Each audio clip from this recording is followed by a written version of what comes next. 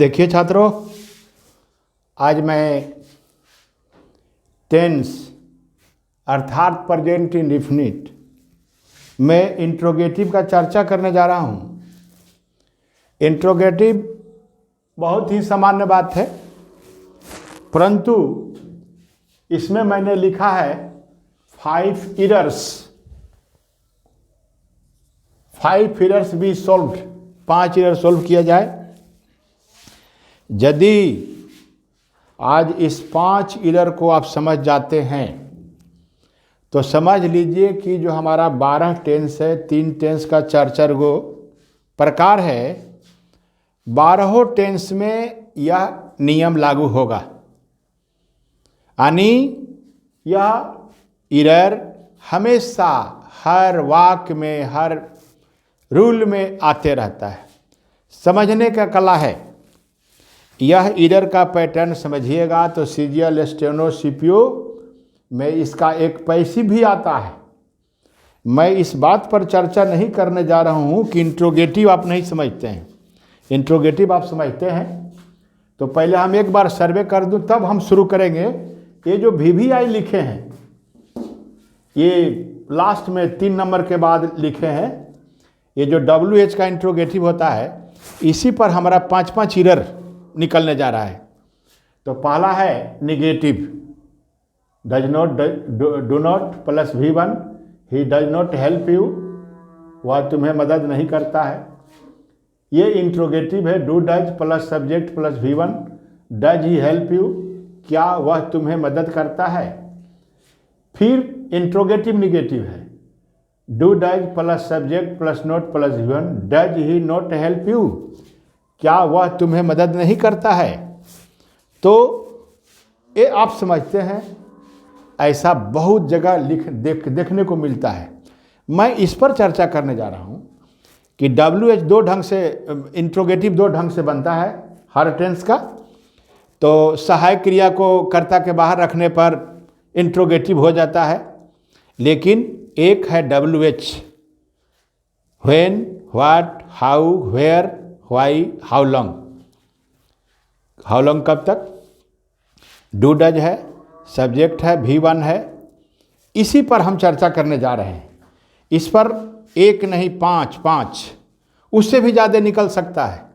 पहले आप 5 सीख लिए जो आपको हर सेट में मिलता है। इससे पैसिव वॉइस भी आता है। देखिए, गहराई से देखिए।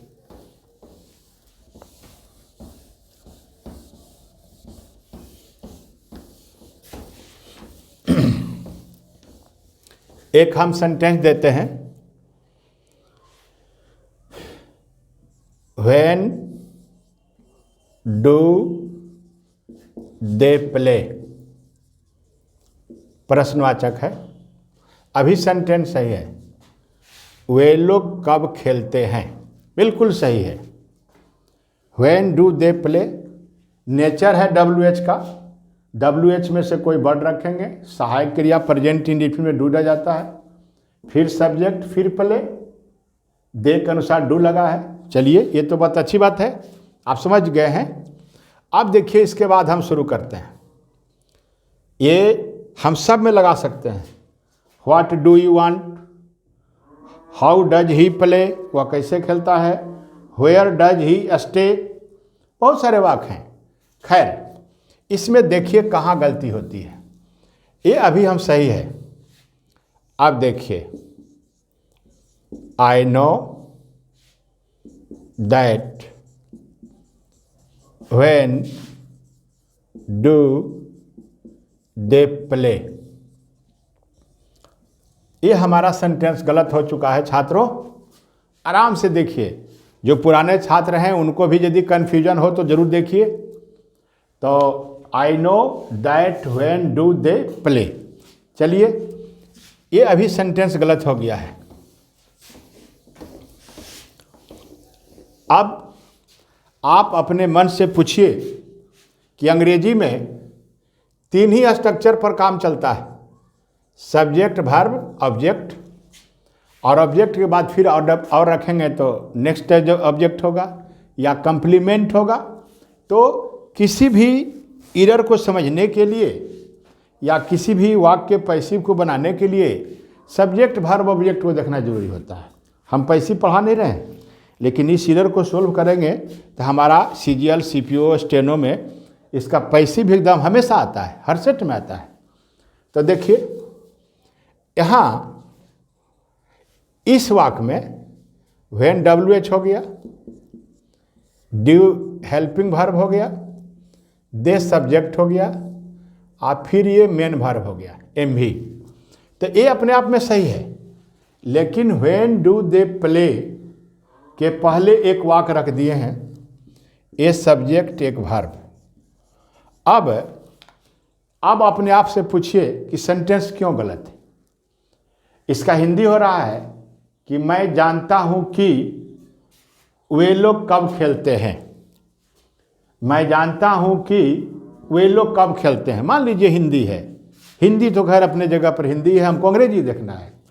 यहाँ सीखना यह है कि WH, when, what, how, where, जितना WH है उसके पहले कोई वाक्य रखने पर पहला काम दैट का प्रयोग नहीं होता है, दूसरा काम डू हट जाता है, तीसरा काम वाक्य के अंत में फुल स्टॉप लग जाता है। 3 काम देख लिए। तो WH के पहले कोई वाक्य रखने पर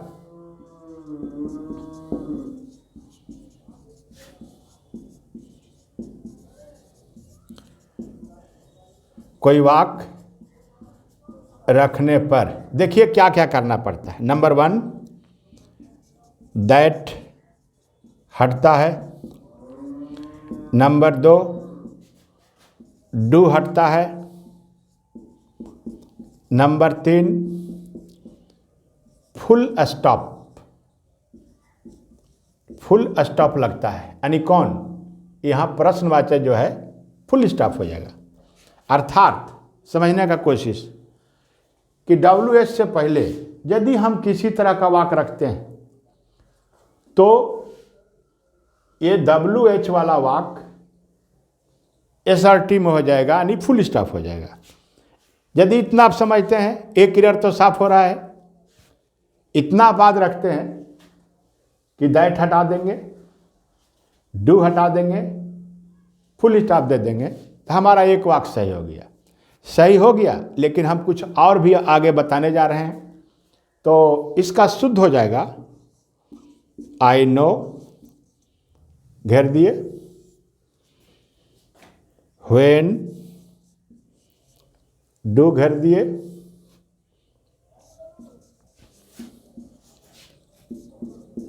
प्ले, यहां दे दिए फुल स्टॉप। तो हमारा वाक्य क्या हो गया, सही हो गया। I know when they play, हमारा वाक्य सही हो गया। अब इसमें एरर यहाँ भी दे सकता है, यहाँ भी दे सकता है, किसी भाग में दे सकता है, वो तो सेंटेंस देखने के बाद पता चलेगा। तो आप स्क्रीनशॉट लेते रहिए, मैं फिर नेक्स्ट पर आ रहा हूँ। आप समझ गए होंगे। अब फिर हम बदलते हैं। एक एरर सोल्व हो चुका है।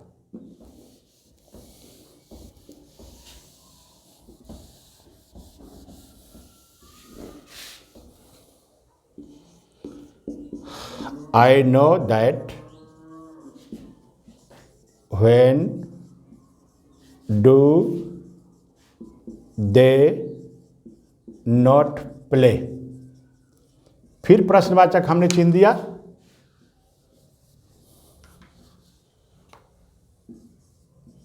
फिर वह गलत हो चुका है छात्रों। इस बार यह समझना है कि यह वाक्य है कैसा। यह वाक्य इंट्रोगेटिव निगेटिव है। इंट्रोगेटिव निगेटिव है, डू बाहर है, नोट भीतर है, जैसा कि हम लोग इंट्रोगेटिव निगेटिव का स्ट्रक्चर देखे थे। तो यदि आप दैट हटाते हैं, हटाना है, दैट हट गया, डू हटाइएगा तो फिर वह गलती हो जाएगा। जब इंट्रोगेटिव निगेटिव रहे अर्थात नोट लगा रहे तो डू कदापि नहीं हटेगा। यह दूसरा एरर सॉल्व होने जा रहा है। देखिए इतना काम तो सब में कॉमन करना है। देखिए छात्रों, बेजोड़ चीज पढ़ रहे हैं आप, सीख यदि आप सीख गए तो हर टेंस में यह नियम लागू होगा जो कि हर कंपटीशन में आता है। तो आई नो दैट तो हर हालत में हटना है।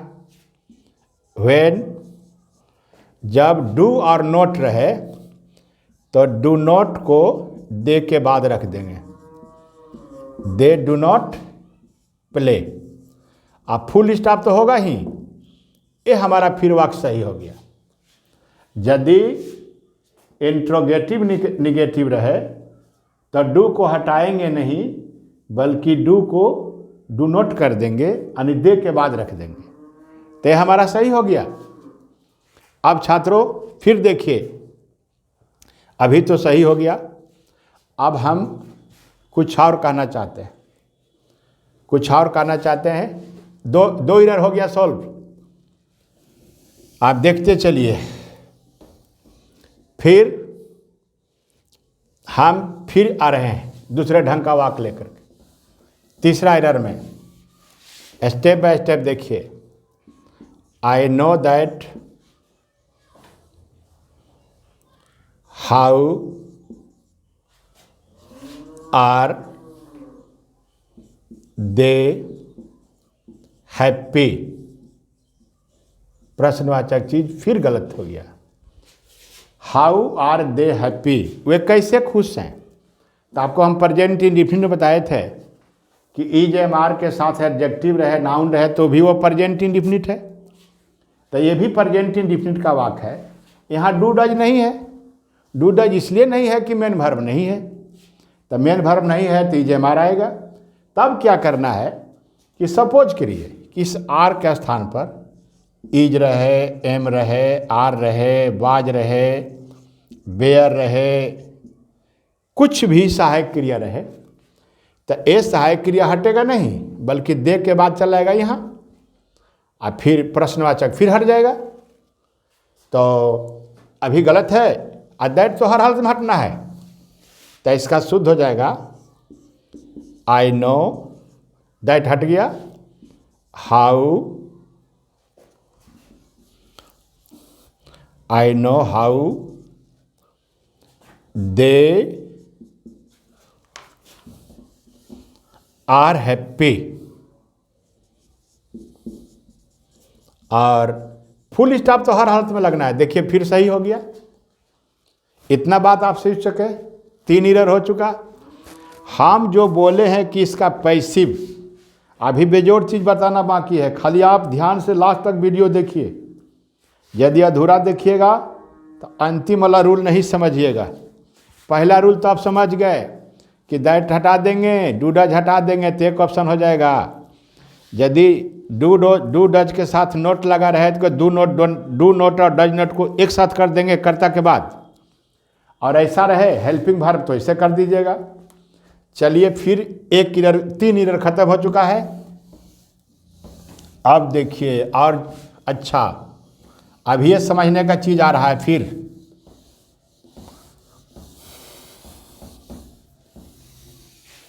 और इस तरह का स्वतंत्र वाक्य रहे तो प्रश्नवाचक चिन्ह लगेगा, कोई टेंशन नहीं है। ऐसे वाक्यों के पहले कोई वाक्य रखेंगे तब, जैसे आई नो, मैं जानता हूँ, सब्जेक्ट और वर्ब एक वाक्य हो गया। एक वाक्य होने के लिए एक सब्जेक्ट वर्ब चाहिए। अब देखिए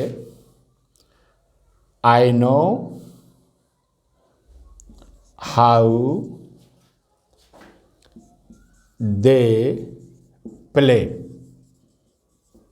अब यहाँ हम प्रश्नवाचक चिन्ह दे दिए। वाक्य तो गलत है, वाक्य तो गलत है कि सही है?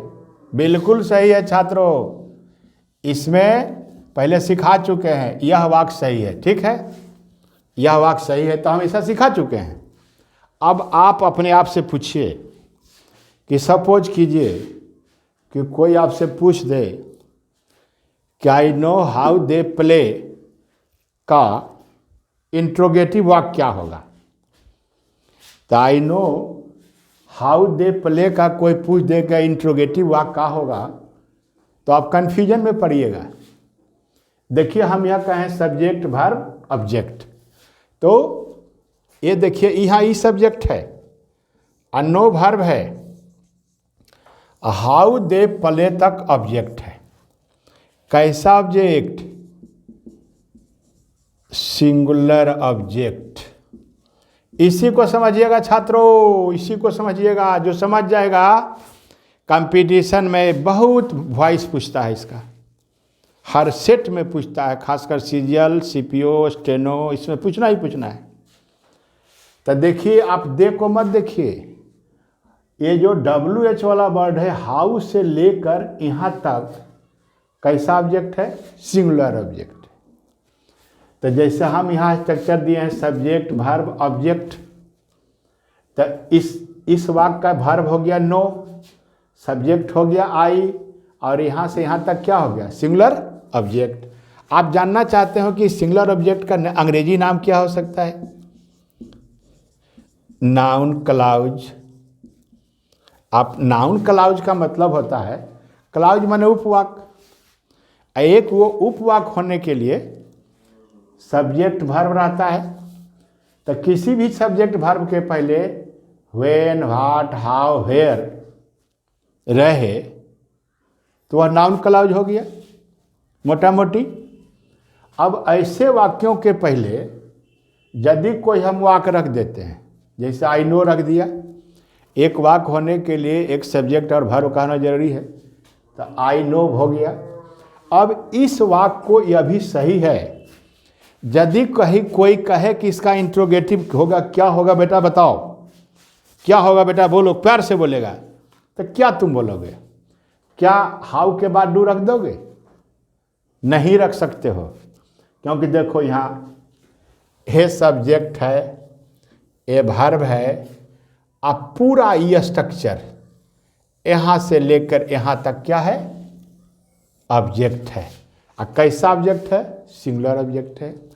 तो हम अंग्रेजी में क्या सीखे हैं? किसी वाक्य का इंट्रोगेटिव कैसे होता है?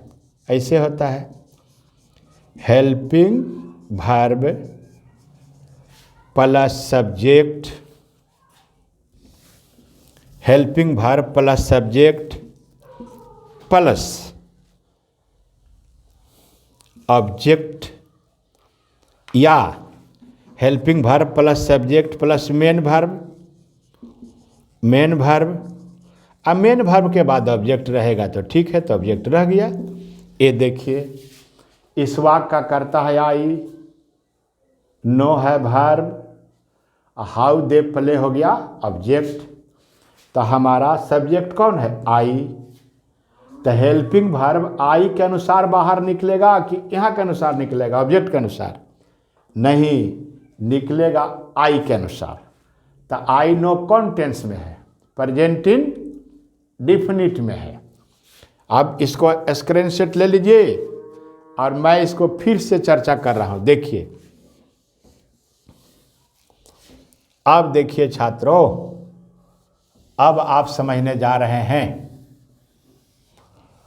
आप देखिए, स्ट्रक्चर बता दिए हैं। अब देखिए जरा, देखिए, I know how they play का इंट्रोगेटिव क्या होगा? देखिए, हेल्पिंग वर्ब, द डू, आई के अनुसार do, I know how they play, अब प्रश्नवाचक चिन्ह, यह हमारा वाक्य हो गया सही। हम यहाँ कभी डू नहीं देंगे।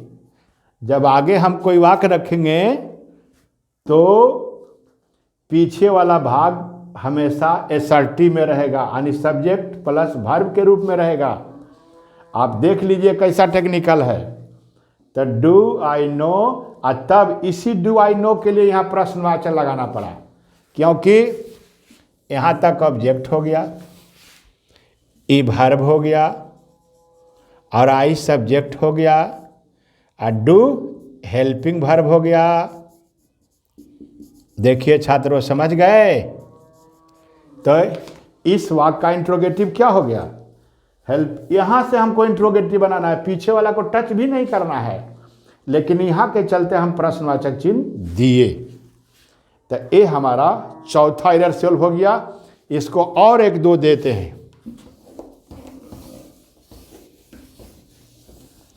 इसी को सिखाना था। देखिए गौर से, इसको सीख गए तो समझिए 5 एरर सॉल्व होने जा रहा है, 4 तो क्लियर होने जा रहा है। He knows when they play. अभी वाक्य सही है, आगे सब बता चुके हैं। यहाँ से यहाँ तक हो गया ऑब्जेक्ट, नोज हो गया वर्ब, ही हो गया सब्जेक्ट, ए हो गया ऑब्जेक्ट जो है नाउन क्लाउज है। अब कैसा कैसा ऑब्जेक्ट है? सिंगुलर ऑब्जेक्ट है, सिंगुलर ऑब्जेक्ट है। अब देखिए छात्रों, इसको बनाइए तो ही के अनुसार क्या हो जाएगा? डज ही नो, दैट तो लगना ही नहीं है। Does he know when they play, प्रश्नवाचक चिन्ह, सही वाक्य हो गया। ये ही किसके प्रश्नवाचक क्यों लगा? यहाँ आगे वाला भाग इंट्रोगेटिव हो रहा है, आगे इंट्रोगेटिव होगा, लेकिन पीछे वाला ज्यों का त्यों, ये ज्यों का त्यों रहेगा।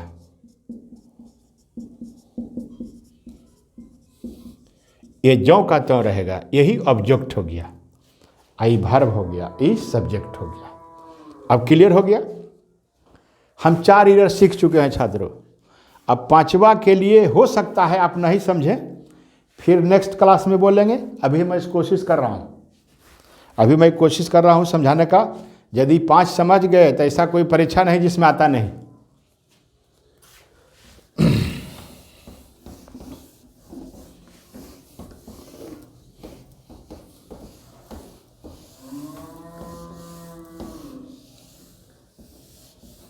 देखिए गौर से, अब हम यदि छात्रों इसका आप समझ जाइएगा तो फिर 6ठा एरर भी बन जाएगा। हम 5 का चर्चा किए हैं, क्योंकि 5 तक समझाना आसान है। 6ठा समझिएगा तब तो मत पूछिए, तब तो आप उत्पात मत आ जाइएगा टाइम टेंस में, एरर में। लेकिन हम धीरे धीरे सब सिखा देंगे। I like when they play. Suppose कीजिए कि यह वाक्य सही है, और सपोज कीजिए कि यह एक्टिव का वाक्य है। मान लीजिए एक्टिव का वाक्य है, अब कोई आपसे नरेशन पर वॉइस पूछ दिया, तो हम तो सिखा चुके हैं कि WH के पहले दैट नहीं लगेगा, यहाँ डू डज नहीं होगा, अंत में फुल स्टॉप होगा। यदि कोई पूछता है तो देखिए जरा गौर से, यहाँ से यहाँ तक क्या हो गया? ऑब्जेक्ट, कैसा ऑब्जेक्ट? सिंगुलर, सिंगुलर ऑब्जेक्ट, ठीक है। ये हो गया वर्ब, आई हो गया सब्जेक्ट। चलिए हो गया। आप जब पैसिव बनाते हैं तो ऑब्जेक्ट का सब्जेक्ट, सब्जेक्ट का ऑब्जेक्ट, और टेंस के आधार पर helping verb plus V3 plus Y plus subject. Passive बनाने का तो ही नियम ना है। पैसिव बनाए कैसे? ये पर ये इधर व्हेन व्हाट हाउ के बाद किसी तरह का वाक्य रह सकता है। 12 टेंस में से कोई टेंस का वाक्य रह सकता है। जब 12 टेंस का हमारा वीडियो देखिएगा तो आपको एकदम क्लियर कंसेप्शन हो जाएगा कि आंख मूंद करके भी नींद में मारिएगा सही। लेकिन अभी तो केवल इसका हम दे रहे हैं, फिर ये रिपीट होते रहेगा हर टेंस में, और लास्ट आपको कोई दिक्कत नहीं होगा, कभी भी दिक्कत नहीं होगा। ये पैसिव आता है। तो मान लीजिए हम एरर बताए, सपोज कीजिए यदि इसको आप सीख लेते हैं, एक एरर और सॉल्व हो जाएगा। यदि सीख लेते हैं तो पहले पैसिव वॉइस सीखिए। तो ये जो व्हेन दो प्ले है, कोई पूछेगा कि यह कौन टेंस है? यहाँ हम बोल रहे हैं कि ये बाद वाला वाक्य कोई टेंस में हो सकता है। तो टेंस का निर्धारण तो यहीं तक हो रहा है। आई लाइक प्रेजेंट इंडेफिनिट है, ये ऑब्जेक्ट है। कैसा ऑब्जेक्ट है? When they play. ये जो ऑब्जेक्ट था अब क्या हो गया? सब्जेक्ट हो गया। जब ऑब्जेक्ट सिंगुलर है तो सब्जेक्ट कैसा होगा? सिंगुलर होगा। सब्जेक्ट कैसा होगा? Singular subject. तो जब यह ऑब्जेक्ट है तो सब्जेक्ट हो गया पूरा भाग। आई लाइक है प्रेजेंट इंडेफिनिट में, तो इस सब्जेक्ट के अनुसार पूरा यहाँ से यहाँ तक सब्जेक्ट है, तब वर्ब ई जाएगा कि आर आएगा? ई जाएगा। ई जा गया, प्रेजेंट इंडेफिनिट में जा गया। अब लाइक का V3 लाइक्ड, अब बाई मी, ये हमारा पैसिव हो गया। ये हमारा पैसिव हुआ, सेंटेंस करेक्ट हो गया। When they like, when they play is liked by me। यदि छात्रों इतना आप सीख लेते हैं तो और बेजोड़ बेजोड़ इरर निकलने वाला है। अब 5 इरर को तो हम समझा के सोल्व कर दिए। छठा इरर के लिए थोड़ा सा आपको प्रयास करना होगा। थोड़ा स्क्रीनशॉट लीजिए। कितना समय हुआ? छात्रों, आप इस वीडियो को देख करके अधिक से अधिक सब्सक्राइब कीजिए, अपने मित्रों को दिखाइए, और इसके बाद जो इरर निकलने वाला है, जो छठा सतवां, इसके लिए आप इंतजार कीजिएगा। क्योंकि अभी तक मैं इतना क्लियर इसलिए कर दिया हूँ कि आप आराम से समझ गए हैं। यदि वीडियो का लास्ट तक देखिएगा और आप इतना याद रखिएगा कि आई सब्जेक्ट लाइक वर्ब और यहाँ सिंगुलर ऑब्जेक्ट हो रहा है, तो यह सिंगुलर सब्जेक्ट बन सकता है। यदि आप इतना दिमाग में रख लेते हैं तो हमको इसके बाद इरर का और बेजोड़ समीकरण लाएंगे। अब फिर तब देखिए कि टेंस में कैसे कैसे इरर आते हैं। प्रेजेंट इंडेफिनिट तक बहाना है। प्रेजेंट टेंस में तो ता है ती है हो रहा है। ग्रामर में ये सारे स्ट्रक्चर बहुत कम किताबों में मिलेंगे, इसलिए नहीं मिलेंगे वो जो इम्पोर्टेंट रूल रहता है ग्रामर में लिखा रहता है। लेकिन ये सारे इरर का भंडार है, ये हर सेट में आता है। पैसिव में आएगा, इरर में तो आता ही आता है। तो इसको याद रखिएगा ताकि हम नेक्स्ट वीडियो में आपको क्लियर कर सकें, और यहीं से फिर शुरू करेंगे तो आपको छठा सतवां इरर क्लियर होगा। Thank you.